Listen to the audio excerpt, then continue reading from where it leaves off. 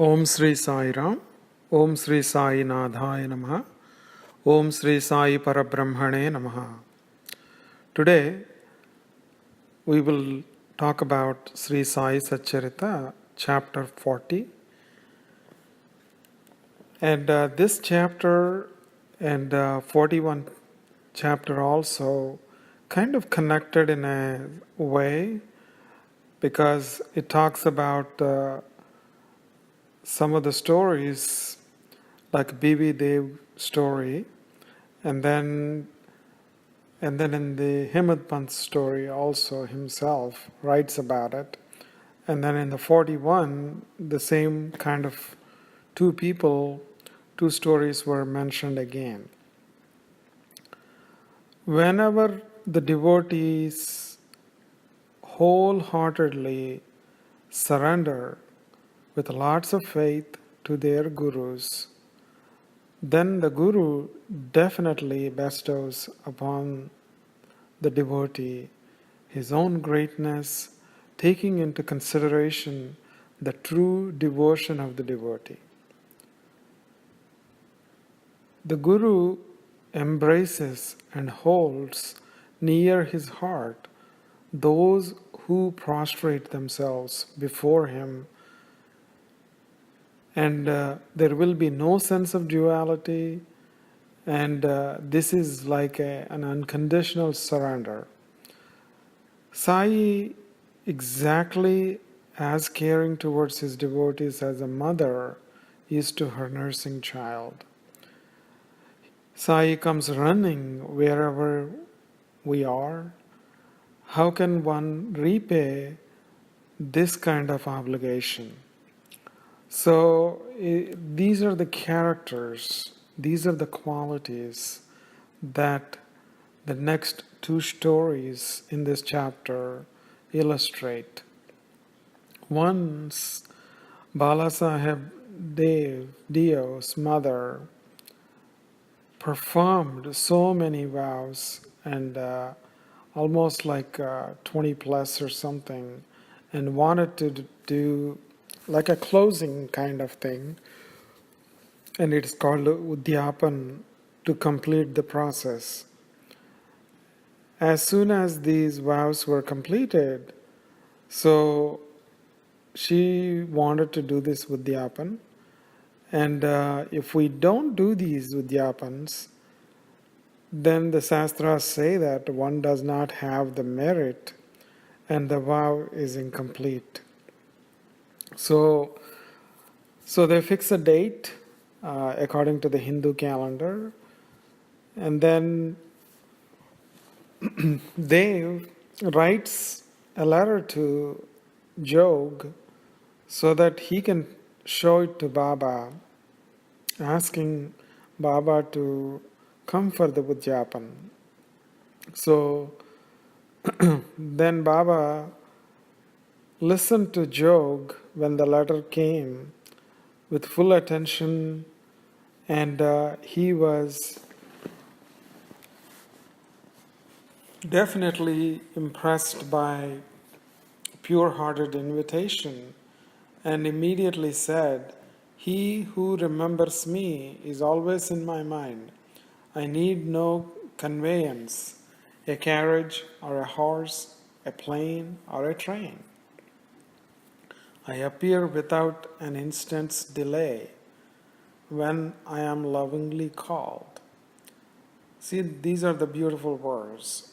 He told him to write back the letter, and he, along with two other people, will visit him. Dev was very happy and felt blessed that Baba will attend.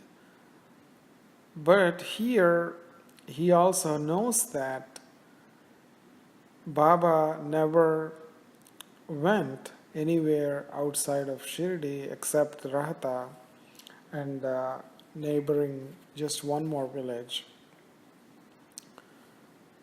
But he had certainly faith that Baba would come in any form. He knows that.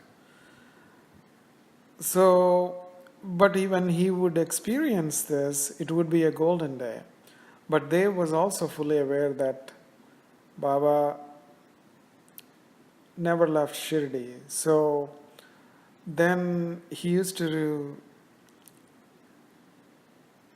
remain in Shirdi always, right, Baba? So Baba's movements were impossible to understand. All that is movable and immovable is filled by him. Then where is the question of coming and going for him? He manifests at his will, so be it.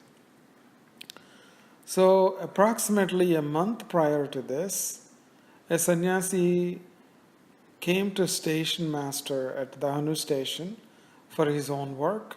He wanted to collect donations for the protection of the cows. So the station master refers him to Dev because he was the Mamultadar for that place. Then at the same time, Dev happened to be there. So the sannyasi asks him about his motive to collect the donations for a good cause. So then Dev tells him that someone else is collecting the donations at that time. So it would be hard for the people to give some more donation at the same time. So he wanted him to wait for another 2 to 4 months.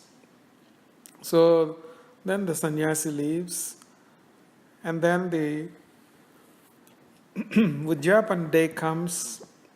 The sannyasi comes again, and they thought that he came for donation, but when he came near him, he tells him that he just came for the udyapan, he came for the meals.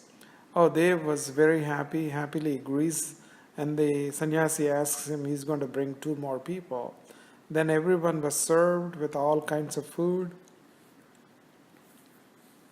and in the end, everybody was given betel leaves.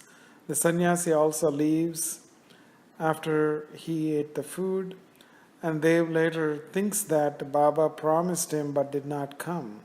Then, of course, he's going to write a letter to Jog, and he writes it, and Baba asks Jog to write back to Dev that he did not recognize him, and he came in the form of sannyasi along with 2 other people, like he promised.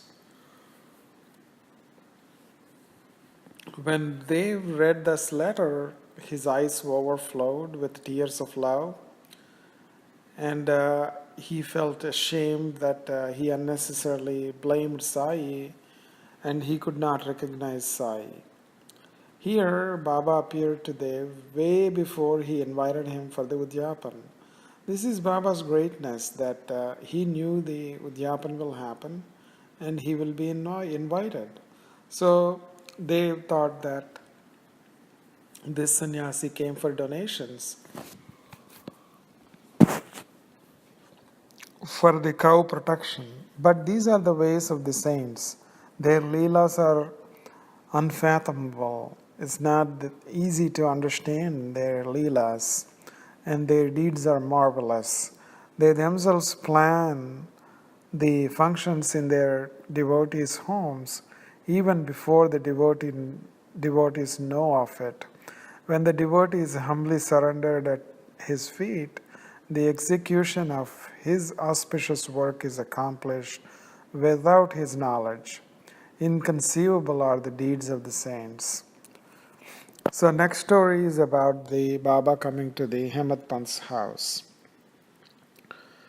This happened in 1917 when Baba appeared in a dream as a sannyasi to Hemadpanth and tells him that he will be coming to lunch that day. And that day happens to be an auspicious day of the Holi festival. So during that Holi festival, usually Hemadpanth invites all his relatives, family members, so that they can have a gathering and they will have lunch together. And then once Baba came into his dream, He knows that Baba himself won't come, but he can come in any form. So he tells his wife about the dream and asks her to cook extra food that day. And because it was a holy festival that day, all his family members came. They arranged a center seat for Sai, and that place was beautifully decorated with rangoli.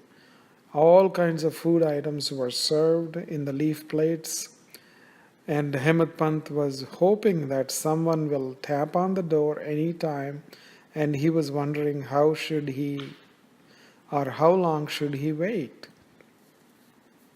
As they were about to do prayer prior to taking the food, Hemadpanth heard some footsteps near the door. He goes immediately there and opens the door. It was Ali Muhammad and a disciple of Saint Maulana by name Ismu Mujawar. And by seeing everyone about to eat, those two people asked their forgiveness and they gave him a packet. And when they opened, it was Baba's picture. Hemadpanth felt blessed and prostrated to Baba's feet. He kept that picture in the center where Baba's plate was arranged. Ali told him that it was a long story and he will tell him later as they were all waiting to eat, because Hemadpanth was kind of eager to know how this picture of Baba at the right time came to him. Everybody there was fascinated by this Baba's coming. Ali told him that he will talk about this at a later time. And then everyone was happy and they were expecting a guest, but Baba came in the form of a picture. Inscrutable are the ways of Sai. He made the dreams come true by coming in the form of a picture, indicating that there is no difference between him and his picture.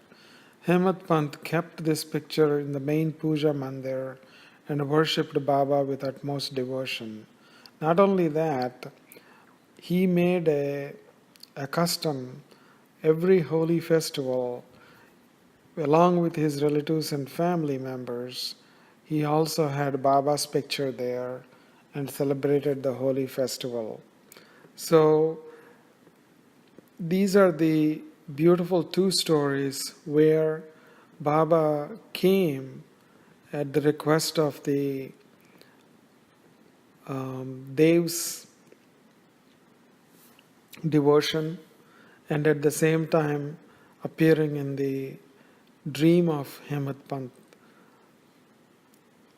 Baba fulfilled both of the devotees' desires, and like that, all of us, one day or the other, experienced similar kind of Leela with Sai.